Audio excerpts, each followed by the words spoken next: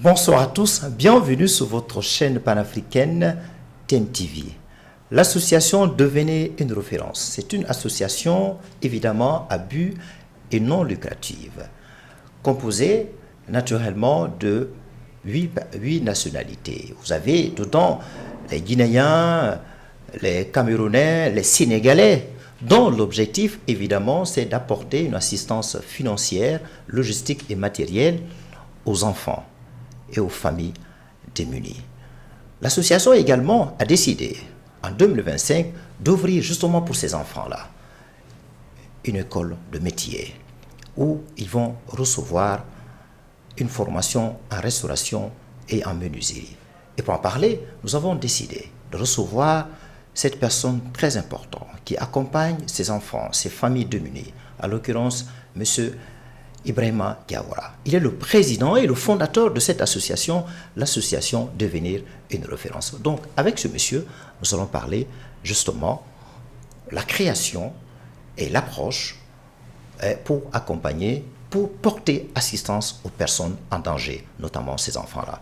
Bonsoir. Bonsoir, M. Cissé. Merci de répondre à notre invitation. Merci, je vous remercie. Alors, depuis un moment, cette association a vu le jour. Justement, à quel moment, à quelle date l'association Devenir une référence a vu le jour? D'accord, merci M. Cissé. Je me représente, Ibrahim Diawara, président fondateur de l'association Devenir une référence, comme l'a dit M. Cissé. Alors, cette association est créée en mars 2023 par moi et par plusieurs personnes. Depuis sa création, nous avons fait plusieurs activités. La toute dernière activité, c'est la 17e activité. Mais je vais d'abord parler de mon parcours. Je suis issu d'une famille de 6 enfants, une famille très religieuse. Je suis de nationalité guinéenne. Et mes parents, tous mes deux parents ont fait le Hajj l'année dernière. J'ai un frère, 2 frères, un qui est aux États-Unis, l'autre au Maroc, les autres sont en Guinée. Et j'ai fait mes études primaires et collège-lycée en Guinée. Après l'obtention de mon bac, je suis venu au Sénégal ici pour les études universitaires. Et j'ai eu à travailler dans plusieurs entreprises, à Delis, à Frise, à Sama Grossiste, à Mat Grossiste. Et sur le plan social, j'ai eu à fréquenter plusieurs associations, telles que l'association des étudiants guinéens ici au Sénégal, où en 2021 j'étais le chargé de communication. J'ai eu à fréquenter des clubs d'entrepreneuriat à l'université Cheikh Anta Diop, notamment où j'étais le secrétaire général CLED, APDP aussi. Et aussi, je fus un membre de l'association Les Racines de l'Espoir de Sophie Gueye. Plusieurs personnes la connaissent, c'est une femme très brave. Donc, en quelque sorte, c'est ça mon parcours. Alors très bien, le parcours, c'est un parcours très riche, très gonflé en termes de CV, c'est très important. Alors, est-ce que vous pouvez nous dire, M. Diawara, les raisons qui vous ont poussé à créer cette association? Certes, vous ne l'avez pas créée tout seul, vous l'avez créée avec les gens. Alors, quelles sont les raisons qui vous ont poussé à vouloir accompagner ces enfants-là, les personnes démunies, notamment les enfants qui sont dans la rue aujourd'hui, qui sont abandonnés à eux-mêmes? Exactement. Alors, cette association, j'ai eu l'idée depuis 2022, où j'étais formateur à Seine Orientation. Je formais dans l'entrepreneuriat. Alors, il y a une fille qui était bien. J'ai décidé avec elle d'entreprendre dans tout ce qui est parfumerie. Mais bon, à la dernière minute, elle a désisté. Je me suis dit, comme j'ai eu à prendre cette décision, ça me ferait plaisir d'entreprendre dans quelque chose. Donc, j'avais 20 000 francs. J'ai contacté un monsieur qui s'appelle Ibrahim Diallo, qui est sérigraphe. Je lui ai parlé. Je souhaite créer une association qui vienne en aide aux enfants et aux familles démunies. Donc, il nous a confectionné des t-shirts. Je suis passé prendre les t-shirts chez lui. Et après, j'ai eu à contacter... Alors, Monsieur Diawara, chez les enfants, qu'est-ce qui vous a particulièrement touché? Vous êtes un être humain.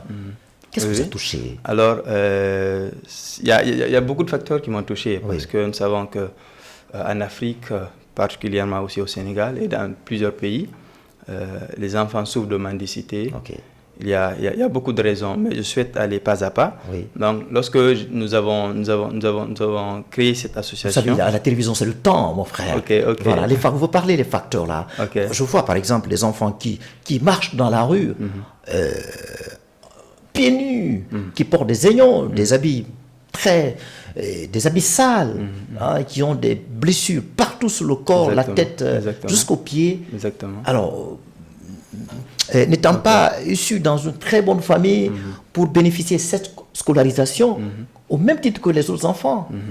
Voilà, donc les raisons, comme vous l'avez dit, on constate cela, les enfants défavorisés, les enfants qui dorment quand il pleut, quand il neige, sous la pluie, sous le soleil, qui dorment dehors, qui n'ont personne, si ce n'est des personnes qui ont une volonté de les accompagner. Alors quand vous dites que les enfants dorment dehors, je me rappelle, un bus était garé à Grand Dakar. L'enfant passait la nuit sous le camion là. Des risques. Le matin, le chauffeur, ne sachant pas qu'il y avait quelqu'un sous le camion, il a écrasé la tête de cet enfant. Ah oui. Ça, c'est grave. C'est terrible. Alors, ce sont toutes ces raisons-là qui nous poussent à faire le peu que nous pouvons, à venir en aide à ces enfants-là. Mais aussi, ce n'est pas que les enfants. Il y a aussi des familles qui sont dans des situations un peu difficiles, surtout précaires, surtout quand nous partons dans les villages. La vie ne se limite pas juste en ville. Donc, c'est coins très reculés. Il y a des gens qui ont besoin d'aide. Aujourd'hui, nous avons des jeunes qui ont besoin, qui sont dans le besoin, mais ils ne peuvent pas peut-être s'exprimer sur ce besoin. Donc, ils préfèrent aller en mode clandestin, dans la mer. Donc, ce sont des cas très difficiles, des cas dont pas seulement l'État, mais des personnes aussi qui ont de la volonté peuvent accompagner. Aujourd'hui, nous avons des personnes qui souffrent des maladies très difficiles. Parfois même des maladies difficiles à guérir, maladies incurables. À guérir. Des personnes qui n'ont pas 5 000 francs pour acheter un billet à l'hôpital pour une consultation. Donc, il y a beaucoup de raisons, il y a beaucoup de facteurs. Aujourd'hui, nous vivons un monde de guerre, un monde... ou si nous prenons le cas de la Palestine, des enfants, des familles, des vieilles personnes qui souffrent, qui n'ont que Dieu. Donc ces personnes-là, ce sont des aspects qui sont à réfléchir. Et même nous, l'Afrique, nous pouvons venir en aide dans des situations comme ça. Aujourd'hui, il y a la guerre au Congo, il y a la guerre dans le Sahel. Donc ce sont des facteurs qui touchent c'est vrai, il faut être une personne samaritaine, une personne généreuse, sensible à ces facteurs humains-là pour se décider de créer une telle association, pour porter assistance financière, matérielle, parfois même les vivre, pour permettre ainsi à ces enfants de vivre autant que les autres enfants. Alors pour cela, vous décidez, même en dehors de Dakar, aller à l'intérieur du pays. Évidemment, il faut avoir des moyens. Alors, quelles sont vos sources de revenus? Probablement, nos sources de revenus. La première action qu'on a eu à faire, c'est pendant le mois de Ramadan, en 2023, à Liberté 4, où nous avons eu à faire des collectes dans les marchés. Et nous avons eu à collecter des personnes de bonne volonté. De bonne volonté, oui, dans les marchés. Pendant la période du mois de Ramadan, du 10 au 15, nous faisons des collectes. Ce sont ces collectes-là dont nous distribuons. Et aussi, collectes de quoi? Des collectes d'argent, collectes de denrées alimentaires. Et des habits peut-être? Des habits aussi, oui. Parfois aussi, nous faisons des activités avec les enfants, telles que les sorties pédagogiques, des activités de fournitures scolaires. Voilà, donc on va en parler sur les objectifs. Alors, en dehors de ce que vous recevez auprès de personnes de bonne volonté, de l'argent, des habits, est-ce que dans la foulée, vous obtenez le soutien financier éventuellement matériel des ONG, des organisations non gouvernementales? Bon, pour le moment, non, mais nous prévoyons tout cela. Okay. C'est pour cela la particularité de l'association, c'est que nous avons plusieurs nationalités, au total 8. Okay. Il y a des Guinéens, des Sénégalais, des Comoriens, des Congolais, Okay. Des Camerounais, des Maliens. Okay.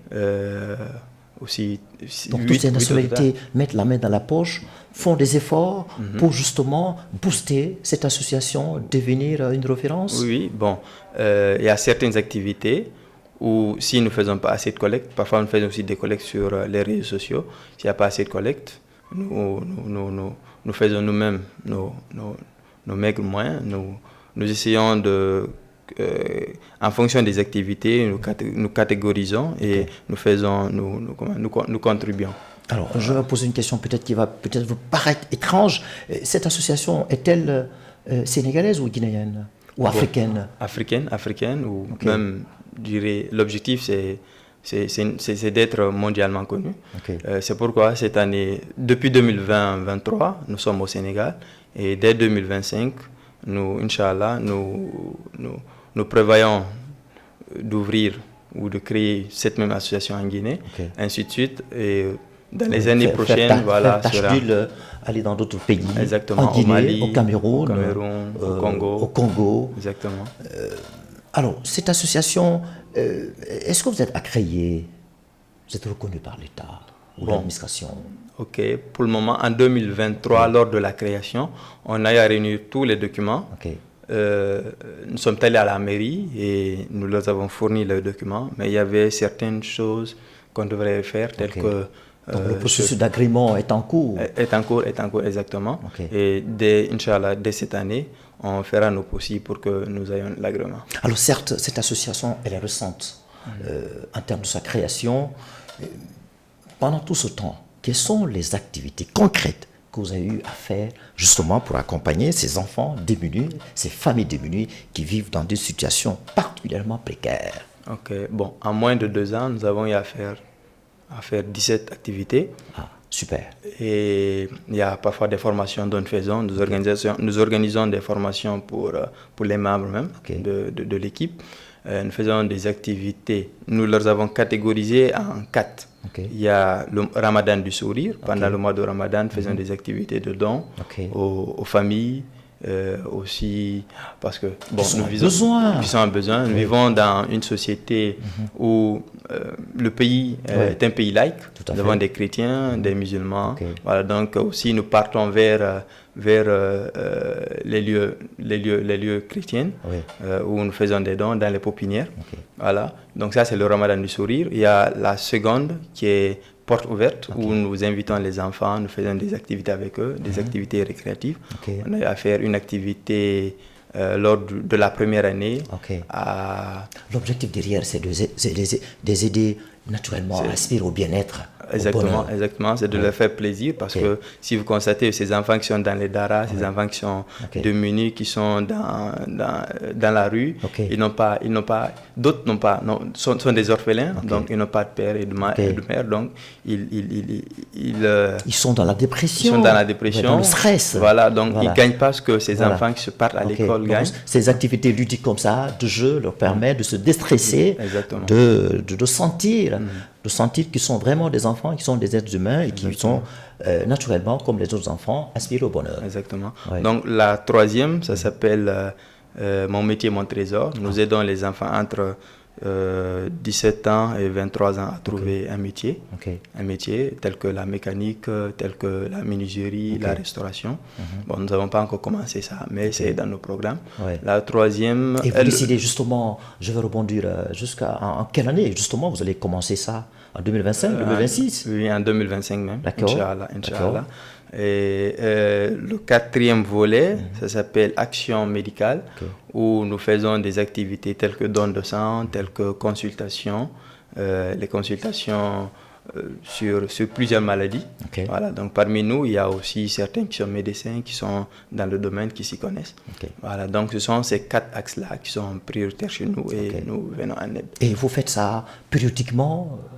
Oui. Bon, la plupart de nos activités, parce que les membres, d'autres sont des étudiants, d'autres travaillent. Donc la plupart, nous faisons les activités pendant les week-ends. Okay. Voilà, donc chaque année, au moins nous faisons 12 activités. Okay. Voilà, donc c'est en quelque sorte comme ça nous organisons. Au début de l'année, nous établissons le calendrier et puis en fonction de ce calendrier-là, nous faisons les activités. Alors, M. Diawara, puisque par ailleurs, il n'y a pas un soutien financier, moral, j'allais dire logistique que vous obtenez, et éventuellement des ONG, vous l'avez dit, et même de la part de l'État, peut-être une subvention, alors vous allez vous rabattre sur les différentes nationalités qui se trouvent à l'association pour au moins renflouer la caisse de l'association, devenir une référence. Oui. Bon, on fait appel aux personnes de bonne volonté, d'abord aux commerçants, aux influenceurs sur les réseaux sociaux à partager ce message. Toutes nationalités confondues. Toutes nationalités. Oui. L'intégration, c'est permis à tout le monde. Même si vous êtes français, que vous êtes au Sénégal, vous parlez français, vous pouvez intégrer cette association. Mais c'est quoi l'approche, Diawara, pour séduire les gens, convaincre les gens à accepter de mettre la main dans la poche pour porter assistance à ces enfants-là, rapidement? Bon, je crois que c'est très simple. Il faut avoir une volonté, il faut voir ce qui se passe dans la vie réelle. Parce que l'action que vous menez, ça touche les gens. Ça touche. Cette action noble. Exactement, ça touche plusieurs personnes. Oui. Donc, pour nous, nous invitons tout un chacun, tous ceux qui veulent intégrer l'association. Je vais passer après le numéro du chargé de communication, il est sénégalais, et de son adjointe, Mariam Diallo, elle est guinéenne. Pour ceux qui veulent faire partie de l'association, ils pourront intégrer l'association. Voilà, maintenant, par rapport à l'appel à un apport financier, donc nous interpellons tous ceux qui sont de bonne volonté, les ONG, l'État, les personnes de bonne volonté, les entreprises, les hommes religieux à passer le message et aussi aux influenceurs parce que disons le monde aujourd'hui est connecté. Aujourd'hui les réseaux sociaux sont très puissants. Donc je crois qu'ensemble nous pouvons faire un grand changement.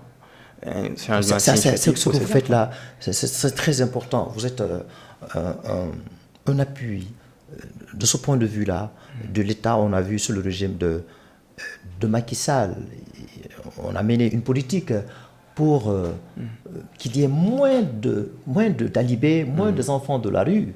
Voilà, on a commencé à un certain moment, voilà, il y a eu un petit blocage. On espère que la nouvelle autorité, le président Bassirou Diomaye Faye et son ministre Ousmane Sonko, va relancer ou bien essayer de trouver une politique, une bonne politique pour enfin qu'on ne voit plus les enfants dans la rue, qu'on ne voit plus les talibés dans la rue. Exactement. Nous restons ouverts. Nous restons ouverts à tout ce qui est partenariat, tout ce qui est une aide éventuelle, une subvention, exactement. Donc nous le faisons par nos propres moyens et je sais que Inch'Allah cela va porter à long terme à de grandes activités, à de grandes occasions, Inch'Allah. Voilà, donc, et pour les projets éventuels, nous souhaitons faire beaucoup de choses, telles que tout ce qui est construction d'écoles. Parce que, disons, dans les villes, les gens, c'est vrai, les gens souffrent, mais ceux qui souffrent le plus, c'est ceux qui sont aussi dans le monde rural. Voilà, donc la construction, par exemple, d'écoles, de centres de santé, la construction de déjà dans les abris provisoires. Exactement. La construction de forages. Aussi l'aide à ces femmes qui sont dans ce monde rural, leur aider à entreprendre dans un domaine. Donc ça, ce sont nos objectifs futurs. Une activité génératrice de revenus. Exactement. Alors, un message particulier, l'émission tire à sa fin, un message particulier à celles et ceux qui souhaiteraient vous porter assistance, les personnes de bonne volonté, les samaritains, les personnes altruistes, généreuses, pour aider justement ces enfants démunis qui sont dans la rue. Je vois mes enfants qui vivent très bien, qui sont scolarisés, et je vois les enfants d'autrui, notamment les enfants qui sont dans la rue. Donc on demande à tout le monde de mettre la main dans la poche généreusement pour justement accompagner cette association, l'association devenir une référence. Quel est le message particulier que vous avez à lancer? Le message, il est simple et il est unique. Oui. C'est que ce que nous faisons, nous le récoltons toujours. Si nous faisons du bien, nous récoltons le bien. Si nous faisons aussi le mal, tôt ou tard, cela sera à nous. Okay. Donc, notre projet futur en 2025, c'est la construction d'une école où nous allons aider les enfants.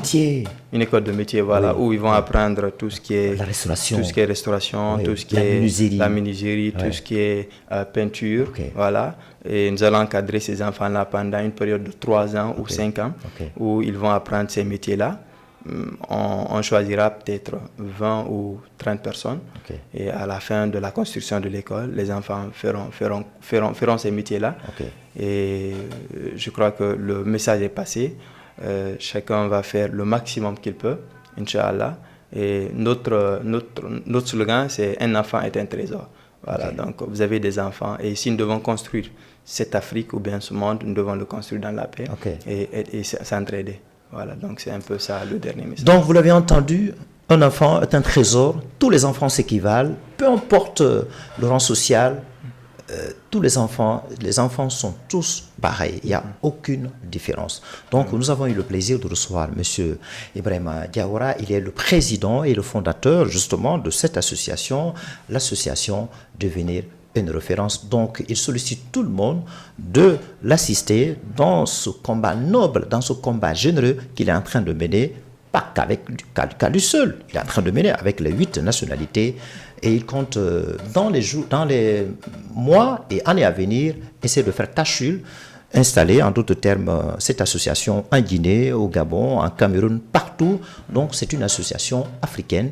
C'est une façon de provoquer une intégration pour les enfants, voilà, qui sont des trésors. Merci de nous avoir suivis. S'il vous plaît. Voilà, je pourrais passer le numéro de Daouda, le chargé de communication, c'est le 77 158 77 48. Voilà, ça c'est un numéro. Oui, allez-y encore. Voilà, ça c'est pour ceux qui veulent intégrer l'association. Voilà, le même numéro, il faut le communiquer à nouveau. Ok. Voilà. Daouda. Donc, voilà, vous l'écoutez, il va vous donner justement ce numéro, allez-y. Le 77 158 77 48. Ok.